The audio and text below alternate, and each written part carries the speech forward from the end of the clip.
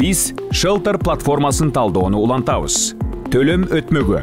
Эгерде конок төлөм жүргүзүүнү чечсе, анда каалаган резервацияны тандап, коноктун картасын, андан кийин коноктун балансын ачыңыз.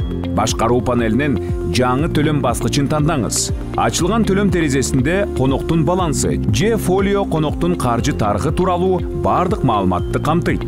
Башкаруу панелинен керектүү бөлүктү тандаңыз.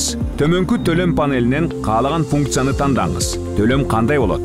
Накталай акча, банктык которуу, алдын ала төлөө, кредиттик карта, мейманканадагы чыгашалар жана башка. Конок өзү төлөсө конокту тандайбыз. Эгер уюм төлөсө, анда уюм өтмөгүнөн уюмду тандаңыз. Бөлүм өтмөгүндө конок эмне үчүн төлөй турганын тандап, керектүү сумманы жазыңыз. Төлөмдү басабыз. Керек болсо чекти басып чыгарабыз.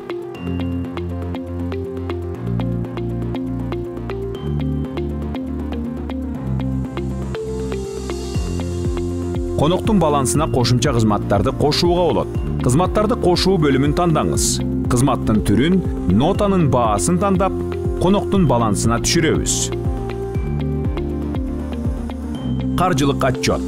Негизги панелден отчеттор өтмөгүн тандаңыз. Отчеттор терезеси ар кандай отчетторду көрсөтөт. Бизге керек болгон отчетту тандайбыз. Мисалы, кирешенин жана жашаган жеринин кыскача баяндамасы. Терезеден керектүү күндү тандаңыз. Отчет панелинде биз баскычтарды колдоно алабыз. Отчеттордун тизмеси, дизайны, аны түзөтүү, басып чыгаруу, экспорттоо, сактоо жана фильтрлөө.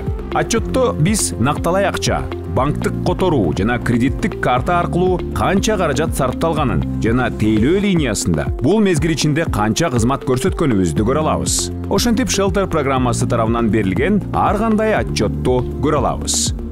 Отчеттор өтмөгүндө кызмат көрсөтүүчүлөр үчүн бөлмөлөрдүн тизмесин тандаңыз. Каалаган күндү тандаңыз. Андагы ачылган терезеде тазалоо кызматын көрсөтүүчүлөр үчүн келген жана кеткен күнү, аты жөнү, коноктордун саны, жайгаштыруу бөлүмүнүн абалы, резервациянын абалы тууралуу отчет чыгат. Отчетто бөлмөлөр бар. Бөлмөлөрдүн абалы кир же таза, кандай тазалоо керек экенин Excelге өткөрүп, аны кагазга басып чыгып, кызматчыларга бериңиз.